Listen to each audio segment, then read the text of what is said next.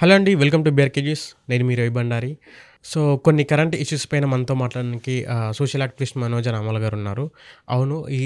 ఈ మధ్య రీసెంట్‌గా నిన్న ఒక ఉత్తరప్రదేశ్‌లో జరిగిన సంఘటన ఏంటంటే, 6 అమ్మాయిలు సో, ఒక వాటర్ కోసం గాని, లేకపోతే స్నానం చేయడానికి అని చెప్పి అక్కడికెళ్ళి రీల్స్ చేస్తూ ఆరుగురు అక్కడే చనిపోయారు. సో, చాలా దారుణమైన సంఘటన.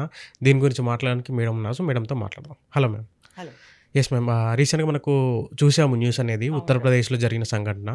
6 అమ్మాయిలు అక్కడికి స్నానం చేయడానికెళ్ళి రీల్స్ చేస్తూ అసలు రీల్స్ చేయడం అనేది చాలా దారుణమైన సంఘటన. రీల్స్‌కి చేయడానికి నానా తంటాలు పడుతున్నారని చెప్పాలా? లేకపోతే అది పిచ్చి పరాకాష్ట అని చెప్పాలా? అసలు ఏమి అర్థం కావట్లేదు. 6 అమ్మాయిలు సో, అక్కడికెళ్ళి స్నానం చేసి వాళ్ళు రావచ్చు. కానీ అక్కడ రీల్స్ చేద్దామనే థాట్ రావడం వల్ల సో, 6 అమ్మాయిలు ఆ వాటర్‌లో కొట్టుకుపోయి చనిపోయారు. సో, ఈ విషయం గురించి మీరేం చెప్తారు? ఉత్తరప్రదేశ్‌లో యమునా నదిలో స్నానం చేయటానికి హ్మ్. ఒక 6 అమ్మాయిలు ఎళ్లారు. ఓకే. 6 అమ్మాయిలంటే ఇప్పుడు సింగిల్‌గా స్నానం చేసి కామ్‌గా వచ్చేస్తే అది వేరే సంగతి. యెస్. వీడియో తీసుకోవాలి. హ్మ్. స్నానం చేసేటప్పుడు వీడియో తీసుకోవాలి. ఓకే. రీల్స్ అన్నమాట. హ్మ్. దానిలో భాగంగానే వాళ్ళలో ఒక అమ్మాయి ఈ మధ్యనే రీసెంట్‌గా ఆ పాపకి ఎంగేజ్‌మెంట్ కూడా అయింది. నవంబర్‌లో అమ్మాయికి మ్యారేజ్ యాక్చువల్లీ. ఓకే. ఆ పాప ముందు ఆ యమునా నదిలో దిగింది. దిగిన తర్వాత ఆ అమ్మాయి కొట్టుకుపోతున్న అంటే ఆ అలల తాకిడికి కొట్టుకుపోతున్న సందర్భంగా ఇద్దరు అమ్మాయిలు ఆ అమ్మాయిని కాపాడడానికి దూకారు దాంట్లో. ముందుకెళ్ళారు. ఓకే. ఓకే. ఆళ్ళు కూడా ఆ తాకిడి తట్టుకోలేక ఆళ్ళ ముగ్గురు మునిగిపోతున్నారు. మిగిలిన ముగ్గురు కూడా ఏం చేశారు? వాళ్ళ ముగ్గురిని కాపాడడానికి ఈ ముగ్గురు ఎళ్లారు. మొత్తం 6 అలానే కొట్టుకుపోవడం, వాళ్ళు చనిపోవడం సేమ్ డే జరిగింది. ఇక్కడ రీల్స్ కోసమే అని నేను అనుకుంటున్నాను. ఎందుకంటే మనకొచ్చిన ఇన్ఫర్మేషన్ ఏందంటే, వాళ్ళు ఒక అమ్మాయి ముందు వెళ్ళింది. తర్వాత ఇద్దరెళ్ళి కాపాడబోయారు. వాళ్ళు పోయారు. మిగిలిన ముగ్గురు ఎళ్లారు. ఈ యమునా నది స్నానం ఏంటో నాకు అర్థం కావట్లేదండి. స్నానం యమునా నదిలో చేయడం ఏంటి? ఏదో ఒడ్డున కూర్చుని ఒక పక్కన కూర్చుని ఏదో 2 చెంబులు పైన పోసుకొని ఇంకా చెప్పాలంటే తల మీద నీళ్లు పోసుకొని జస్ట్ ఆ ఎడ్జ్‌లో మునిగేసేసి వచ్చేస్తారు. ఈ మధ్య ఒక రీల్స్ పిచ్చి ఒకటి పట్టుకుంది. మొన్న ఒకడు ట్రైను స్పీడ్‌గా వచ్చేటప్పుడు వీడియో తీయమని చెప్పినాడు ఎవరినో. Yes ma'am. అదొచ్చి కరెక్ట్‌గా గుద్దింది. ఎటుపోయి పడ్డాడో కూడా తెలీదు. మరి చచ్చాడో బతికాడో కూడా తెలీదు. Yes ma'am. ట్రైన్ గుద్దడం వరకు కనిపించింది. తర్వాత వాడెక్కడ పడ్డాడో తెలీదు. అలాగే ట్రైను పోతుంటే ఎంట్రన్స్‌లో చాలా స్పీడ్‌లో ఉంది ట్రైను. ఎంట్రన్స్‌లో నుంచి వీడియో తీస్తున్నాడు. వాడు పడ్డాడో, బతికాడో, చచ్చాడో కూడా తెలీదు. ఈ రీల్స్ పిచ్చి ఒకటి పట్టుకుంది. ఈ మధ్య ఏందంటే ఓవర్ నైట్ ఈ పిల్లల్ని అనట్లా నేను ఇంజన్‌లు. ఎందుకంటే వాళ్ళు చనిపోయినారు. ఆ ఘోరం జరిగిపోయింది. అది వెళ్ళే ముందరే పెద్దల యొక్క పర్మిషన్ తీసుకున్నారా లేదా? అసలు పెద్దలు ఎవరైనా అక్కడ ఉన్నారా లేదా? వీళ్ళే ఒకే కుటుంబానికి చెందినటువంటి 6 అమ్మాయిలు వీళ్ళు. ఓకే. పెద్దలకు చెప్పెళ్ళారా? చెప్పకుండా ఎళ్లారా? ఇవాళ రేపు ఏంటంటే పిల్లలు ఇండివిడ్యువల్‌గా వాళ్ళకి వాళ్ళేనండి. ఎవరికీ చెప్పవసరంలా. ఇదివరకు పక్కింటికెళ్ళాలంటే నాన్నగారు పక్కింటికి వెళ్ళొస్తాను, రాధికని కలిసొస్తాను, లేకపోతే సుబ్బలక్ష్మిని కలిసొస్తాను అని చెప్పి ఎంతసేపట్లో వస్తావని అడిగేవాళ్ళు తల్లిదండ్రులు.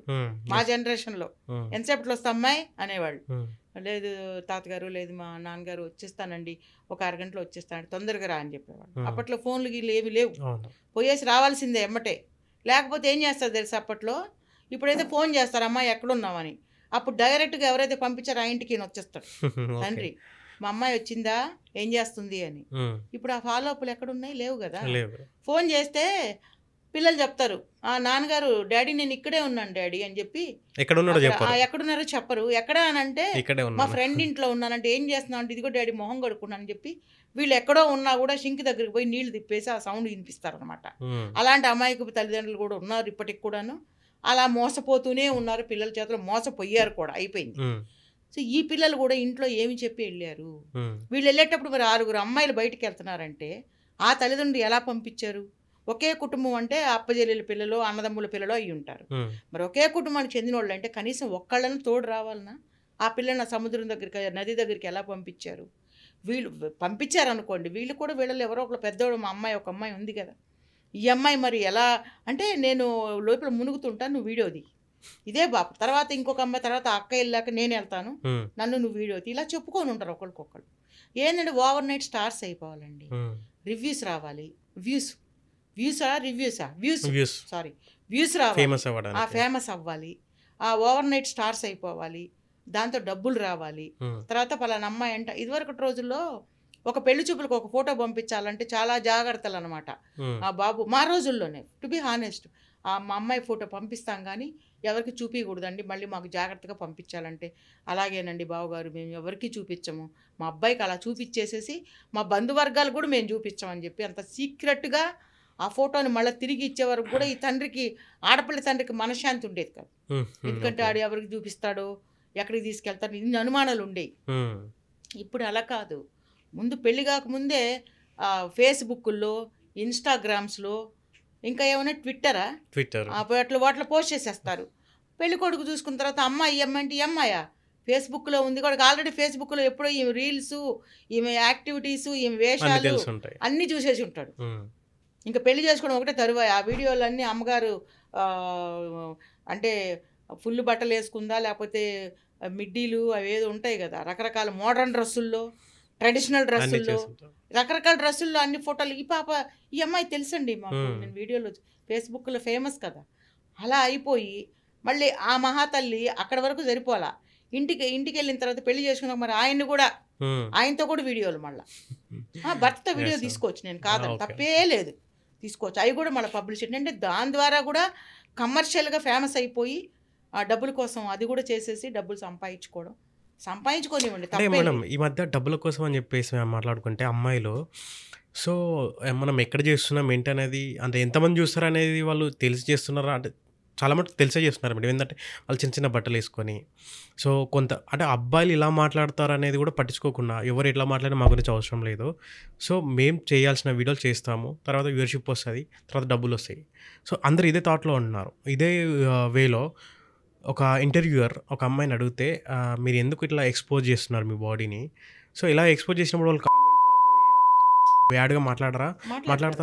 సో మాట్లాడండి. బేసిక్గా నాకు అవన్నీ పట్టించుకోను అనే మైండ్ సెట్లోకి వచ్చారు. అంటే వీళ్ళు మెచ్యూరిటీ అని చెప్పాలా, ఇమ్మెచ్యూరిటీ అని చెప్పాలా, ఎలా మెచ్యూరిటీ ఉంది అండి, దాంట్లోనే ఇమ్మెచ్యూరిటీ. ఓకే, మెచ్యూరిటీలో ఇమ్మెచ్యూరిటీ. ఓకే, అంటే ఏం చేస్తున్నావు అనేది కాదు అక్కడ, ఎంత ఫేమస్ అవుతున్నాము అనేది ఇంపార్టెంట్. ఓకే, ఇవాళ రేపు ఆ మగపిల్లలండి గడగడలాడిపోతున్నారు రవి పెళ్లి చేసుకోవాలంటే. ఎందుకంటే అన్ని చూస్తున్నారు కదా కళ్ళతో. ఎందుకంటే ఒక పార్టీ జరిగిందంటే ఆ పార్టీలో అమ్మాయిలతో పాటు అబ్బాయిలు కూడా ఉంటారు కదా, వాళ్ళకి వెంటనే ఒక నెగటివ్ ఒపీనియన్, నేను రేపు పెళ్లి చేసుకుంటే ఇలాంటి పెళ్ళి వస్తే నా పరిస్థితి ఏంటి. వాళ్ళతో బాగానే ఉంటారు, అమ్మాయిలతో మంచిగా మూవ్ అవుతారు, వాళ్ళతో కలిసి చీర్స్ కొడతారు, వాళ్ళతో కలిసి అన్ని, అంటే ఇంకా సరదాగా సినిమాకి వెళ్ళటం అన్నీ ఉంటాయి. చూసి మళ్ళీ వాళ్ళ భార్య వచ్చే అమ్మాయి అలా ఉండకూడదు, మళ్ళీ ఆమె ఇలా చేయకూడదు. ఎలాంటి అమ్మాయి వస్తుందని చెప్పి గడగడలాడిపోయి అలా ఇలాంటి పార్టీలతోనే సరిపెట్టుకునే అబ్బాయిలు చాలామంది ఉన్నారు. ఇవాళ రేపు పెళ్ళి అంటే గడగడలాడిపోతున్నారు అబ్బాయిలు, ఎలాంటి పిల్ల వస్తుందో, ఇప్పుడు నేను పార్టీ చేసుకున్నాను కదా ఇలాంటి పిల్లే వస్తుందేమో, ఇలాంటి మనస్తత్వం. ఎందుకంటే అమ్మాయిల మనస్తత్వాలు క్లోజ్ సర్క్యూట్లో చూస్తున్నాడు కదా, చూసి లోపల మాత్రం పీచుమంటుంటుంది నాకు ఎట్లాంటిది వస్తుందో అని చెప్పి. ఎందుకంటే ఆ గ్రూప్లో సెలెక్ట్ చేసుకోడు, చచ్చినా సెలెక్ట్ చేసుకోడు, ఎందుకంటే వాడికి అలాంటి అమ్మాయి ఇష్టం ఉండదు. కాకపోతే వాడికి టైం పాస్ అవ్వాలి. అబ్బాయిలే కాదు, వయసు వరుస అమ్మాయిలు కూడా. మళ్ళీ అబ్బాయిలు కూడా వాళ్ళకి వచ్చే అబ్బాయిలు రేపు ఇలా ఉండకూడదు. ఇలాంటి పరిస్థితుల్లో ఈ నది టైం పాస్ చేయడానికి ఇలాంటి అబ్బాయిలు కావాలి, అమ్మాయిలు కావాలి, కానీ పెళ్లికి అమ్మాయి అబ్బాయి మాత్రం అలాంటి ఉండకూడదు. చాలా నీట్గా ముత్యమంత పసుపు అనే ఒక పాట ఏదో ఉంది, ముత్యమంత పసుపు ఛాయ్ అని, అట్లా ఏదో ముగ్గేసుకునే అమ్మాయి కావాలి. ఈ పిల్లకి కూడా ఎట్లా ఉండాలి, భర్త అంటే ఒబ్బిడిగా బండి మీద చక్కగా, లేకపోతే కారులోనే భార్యను తీసుకెళ్ళి మట్టసంగా వచ్చే అబ్బాయి ఈమెకి కావాలి. ఇలా పబ్బులకి వెళ్ళే అబ్బాయి, డ్రింక్ చేసే అబ్బాయిలు వద్దు. సో వాస్తవాలను యాక్సెప్ట్ చేయలేకపోతున్నారు. ఎందుకంటే మేము ఇప్పుడు ఇలా ఉన్నాం కాబట్టి మా పరిస్థితి ఎలా ఉంటుందని ఆలోచన ఎవరికి రావట్లేదు. ఈ పిల్లలు కూడా నదికి వెళ్ళారు, నదికి వెళ్ళినప్పుడు తల్లిదండ్రులు ఎవరో ఒకళ్ళు పట్టించుకుని వాళ్ళతో పూట ఉండాల్సిన అవసరం ఉంది. సో వాళ్ళే ఎలా వెళ్ళారు ఒంటరిగా, ఇప్పుడు 6 చనిపోయారు. 6 సంబంధించిన కుటుంబాలు, 3 కుటుంబాలు 2 కుటుంబాలు మనకు తెలియదు. ఎంత దుఃఖం అంటే వాళ్ళందరూ ఒక తల్లి కన్నా బిడ్డలు. ఆ తల్లుల యొక్క బాధ ఎంత దారుణంగా ఉంటుంది.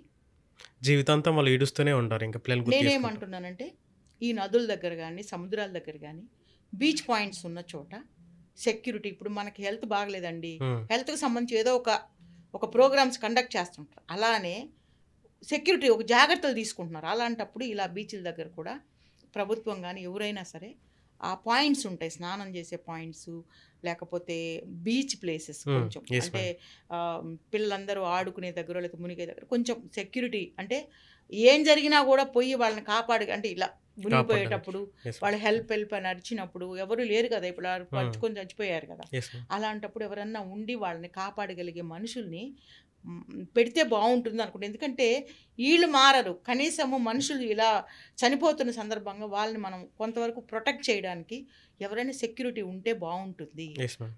Precautions, yes ma'am. Security precautions తీసుకుంటే బాగుంటుంది అనేది నా ఆలోచన. ఇప్పుడు బీచ్లన్నీ చాలా పాయింట్స్ ఉండవు, స్నానం చేసే పాయింట్లు కొన్ని ఉంటాయి.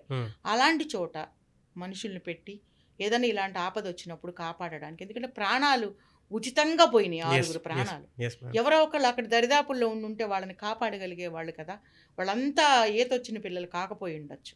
సో ఇలాంటివన్నీ, అంటే నేను పిల్లల్ని విమర్శిస్తున్నాను, అట్ ది సేమ్ టైం బాధ కూడా పడుతున్నా. వాళ్ళు చచ్చిపోవాలని వెళ్ళలేదు, అవును. ఈ రీల్స్ కోసమో ఏదో ఏపిచ్చే వీడియోలు తీసుకోసమో వెళ్ళారు. ఆ స్నానానికి, ఉత్త స్నానానికి ఎవరు వెళ్ళరు. ఇవాళ రేపు ఎవరండి సముద్రానికి పోయి స్నానం చేసి, నదుల్లో స్నానం చేసేది ఎవరు చేయరు. అదేదో ఒక వంక అంతే. సో అలాంటి జరిగినప్పుడు ఆ ప్రికాషన్స్ తీసుకునేటువంటి పద్ధతి ఏదైనా ఉంటే బాగుంటుందని నాకు అనిపిస్తుంది. ఏది ఏమైనా పిల్లల్ని ఇలా పంపించేటప్పుడు ఆ పాయింట్లో సెక్యూరిటీ ఉండి, వాళ్ళకి ఇంటి నుంచి పర్మిషన్ ఉందా, వాళ్ళకు కూడా ఒక కార్డు ఐడెంటిటీ ఉండాలా. ఎక్కడి నుంచి వచ్చారు, ఇంట్లో పేరెంట్స్కి తెలిసే వచ్చారా, తెలియకుండా వచ్చి ఇష్టం వచ్చినట్టు మునుగుతున్నారా, ఇలాంటివన్నీ పట్టుకోవడానికి ఒక సిస్టమ్ అనేది అక్కడ ఉంటే కొంతవరకు ఇలా సముద్ర స్నానం, ఈ మధ్య ఎంతోమంది చనిపోయారు, మీకు తెలుసు కదా. ఒక చోట కాదు, చాలా చోట్ల, నేను పేర్లు చెప్పకూడదు, చాలా మంది రీల్స్ చేస్తూ చనిపోయిన మంది చాలా మంది ఉన్నారు. సో ఇలా జరగకుండా ఉండాలంటే ఆ సెక్యూరిటీని కొంచెం పెడితే బాగుంటుంది. వాళ్ళ ఐడెంటిటీని తీసుకుంటే, ఇంట్లో పర్మిషన్ తీసుకుని వచ్చారా లేదా కనుక్కుని, వాళ్ళ దగ్గర సంతకాలు తీసుకుని వాళ్ళ తల్లిదండ్రులకు ఫోన్ చేసి, ఇంత కొంచెం పెయిన్ఫుల్ సబ్జెక్టే ఇది, నేను ఇబ్బందికరమైన సబ్జెక్టే, కానీ అది చేస్తే తప్ప ఇలాంటివన్నీ మనము కంట్రోల్ చేయలేమని నేను అనుకుంటున్నాను. సో ఇలాంటి యువత కోసం ప్రభుత్వం ఎలాంటి జాగ్రత్తలు తీసుకోవాలో చాలా బాగా చెప్పారు మేడం. Thank you ma'am. చూసారు కదా, ఇలాంటి లేటెస్ట్ అప్డేట్ కోసం చూస్తున్నాను BRK న్యూస్. Thank you.